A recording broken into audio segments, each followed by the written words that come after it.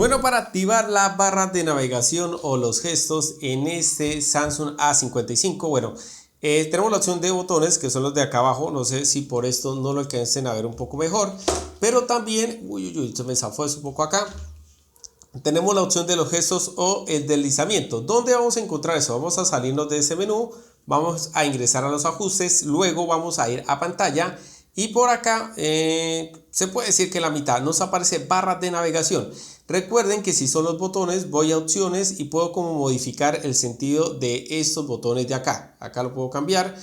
Y si quiero los gestos o el deslizamiento, que también es muy utilizado, puedo en más opciones activar la sensibilidad o disminuirla. Básicamente de esta manera funciona este Samsung A55.